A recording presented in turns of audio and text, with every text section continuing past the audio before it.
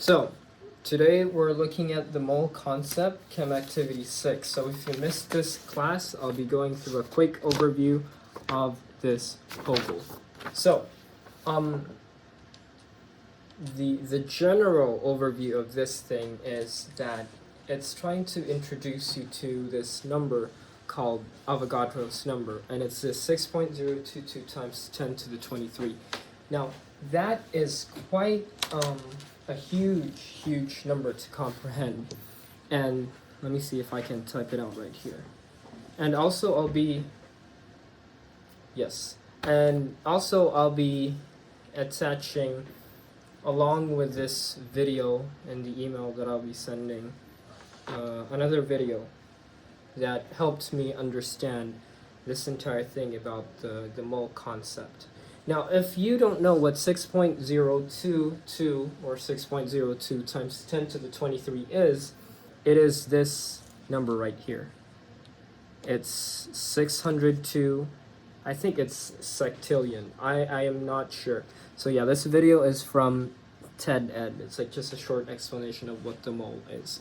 And it's not this, I mean, yeah, this is also called a mole. Well, I don't know if this looks like a mole to you guys, but it's an attempt on me drawing a mole. Looks like a rat, low-key. But not this mole. This is not... this is not the mole that we're talking about in here, right? So why did chemists or scientists come up with this answer? And the video that I sent as well, along with this, comes to it talks about a brief history of how this number was found out. So again, it's this much, right? And it's kind of like a dozen. A dozen, when you think of a dozen, that's 12. A baker's dozen, that's 13. If you think about, what else are there with numbers? If you think about a score is 20, right? So those are things. And I think a ream of paper, you order paper by the ream and not by a piece. And if I'm not wrong, I think a ream is about 500 if I'm not mistaken, or 50, I don't know. But yeah, so it's a word that signifies a number. Again, like dozen is 12. So this chem activity right here is making you want to think about the mole as a number. And it should be that when you think about a mole, especially when you're going to take more advanced chemistry classes, you have to know what a mole is. And again, that is 6.022 times 10 to the 23. So that means if I have, again, just a way for you to understand the magnitude of how big of a number this is, if you have a mole of donuts, right? If you have a mole of donuts, and again, this is from the video that I will be sending along as well. I think it covers Earth by about 8 kilometers high, and if you don't, and that in miles is going to be 5 miles, about 5 miles. So you'll have the Earth covered with donuts about 5 miles high if you had a mole of donuts. So imagine how many donuts you have. And if you want to use basketballs, if you have a mole of basketballs, you make the size of the Earth about the size of the sun. So that's how big of a number of magnitude is that. So why is it that we use moles?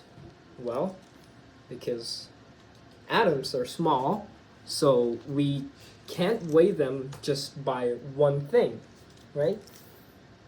You need to have a lot of them so that you can weigh them. So with those AMUs, the atomic mass units that we have, right? Or their molar mass. That's what number, is it going to be in here? Yes. Question number 10. That is called the molar mass. So if you have a mole of carbon atoms, right? It's not just one carbon atom that you have a mole, so that it's significant enough that you can see. it would weigh 12.011 if you would have a mole of carbon atoms, right? Because again, you can't just weigh a single carbon atom. You need to have a lot, and by a lot, they are measured by the mole. And if you have a mole of, say, chlorine, if you have a mole of chlorine atoms, that would have a weight of 35.4527. If you have hydrogen, a mole of hydrogens would have 1.00794, I think, is the number that you'll have as a weight.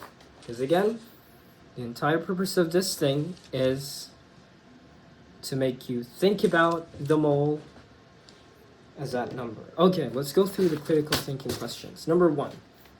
How many trunks are found in 1 dozen elephants? And again, dozen is 12. So that must mean you have 12 trunks, right? Because you have a dozen elephants, and each elephant has 1 trunk. That must mean that you'll have 12 trunks if you have 12 elephants. Number 2. How many legs are found in 1 dozen elephants? Well, if an elephant, assuming that you don't have any elephant that's missing a leg or, is has some sort of deformity, we're going to assume that all of our elephants are in a very good condition. So if you have 12 elephants and 1 elephant has 4 legs, well, that must mean that you have 4 times 12 legs, which totals 48 legs. So, answer to number 2 is 48 legs. Number 3. How many carbon atoms are found in 1 dozen methane molecules? Now, it's kind of like shifting now from an animal to a molecule right now. So, if you have methane, which is CH4, right? Let me write that down. If you have methane that has CH4, this signifies that you have 1 carbon and 4 hydrogens right here. So say we have 12 carbons or 12 methane molecules. How many carbons would we have? That must mean we must have 12 carbons, right? If we have a dozen of this, it means that there's a dozen of carbons or 12 carbons. And if we have, again, a dozen of methane molecules, how many hydrogens would we have? Well, there's 4 in 1, but we have 12. So 4 times 12 is 48. And that's the answer to number 4. Now, it's going back to elephants again for number 5. How many trunks are found in 1 mole of elephants? Well, you have a mole, that's this number, right? If you have this much elephants, 6.022 times 10 to the 23 elephants, that must mean that you have this amount of trunks as well. Right, so this is the answer to number 5. Number 6, how many legs are found in 1 mole of elephants? If you have this much elephants, how many legs of elephants would you have? Well, assuming that this 6 sextillion elephants that you have aren't deformed in any way, well, then that must mean that you have as well 6.022 times 10 to the 23. No, you multiply it by 4. Right? And that would give you an answer of 2.408 times 10 to the 24 legs. So you're going to write a sentence to explain your reasoning for part B, and I trust you with that. Number 7, how many carbon atoms? So again, it's just shifting from elephants to carbons. And if you have this much methanes, well, you'll have this much carbons. And how much hydrogens? Well, you multiply that by 4 again, which is a 2.408 times 10 to the 24 as well. And that's for number 8. Number 9, calculate the average mass of 1 methane molecule. So, how are you going to calculate the AMU of this one? Goes back to the previous activity, right? So, you have 1 carbon, and 1 carbon has an AMU of 12. Right, 12.001 or 011, but I'm just going to use whole numbers right here because I don't want to look at the periodic table of elements. Hydrogen is what? There's No, actually, let's just use the ones that I have written here already. 12.011 for a carbon, and there's one of them, right? So we just multiply that by 1, which is just the same thing. And hydrogen is 1.00794, right? But we don't have just one. We have 4 of them, so we have to multiply this by 4, right? And you add them all up together, and if you do that, right, you'll get 16.03 AMU, right? That's an AMU. And how do we convert for number 10? Calculate the mass of 1 mole of methane molecules to the second decimal place. So how are we going to calculate this? It's asking for 1 mole. This is just for 1 methane molecule, right? So what are we going to do?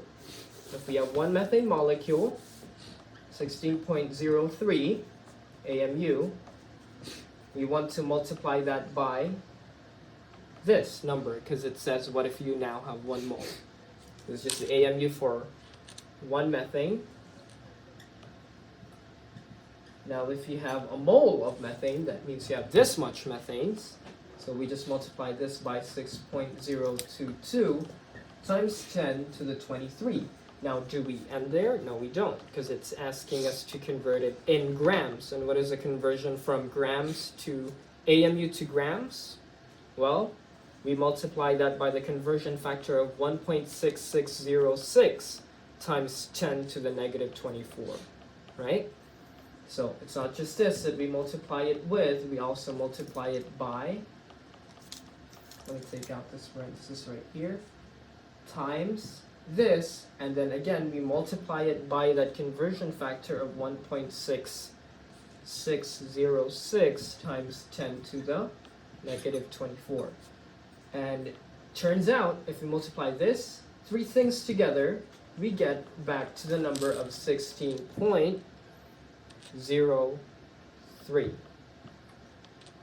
grams right there.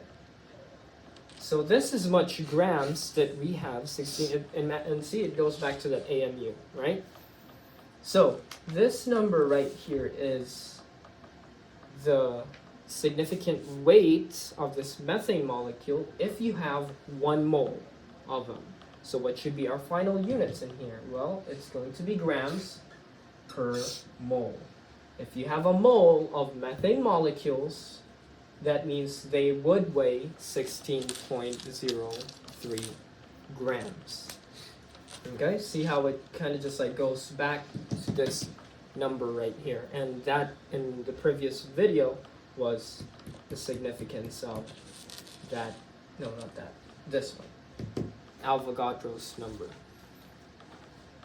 And it goes on and asks you to find the molar mass, this one, the grams per mole, of a water molecule. So how do you find the molar mass of a water molecule? Well, you just take, and if you don't know what water is, the formula for water is H2O.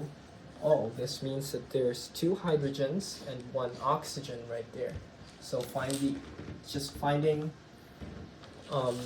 what do you call this? The molar mass. So now we don't have to do all that conversion factor since we know that it just goes back to this one if we multiply it by Avogadro's number and this conversion of AMU to grams, right? So we just have to find their additive molar mass for each atom that we have. So for H, that means that there's 2 hydrogens.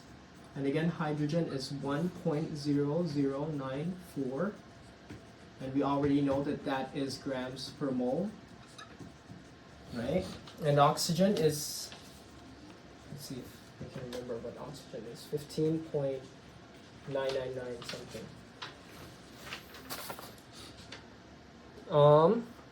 Yes, 15.999.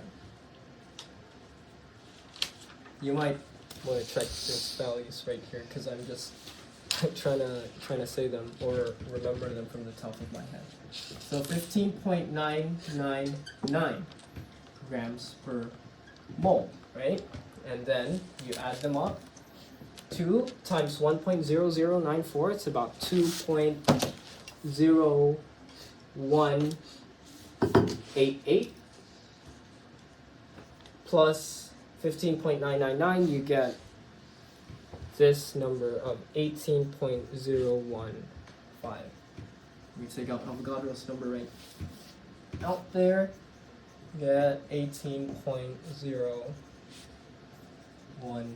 and still our units are in grams per mole. So that's how you find what the molar mass of something is.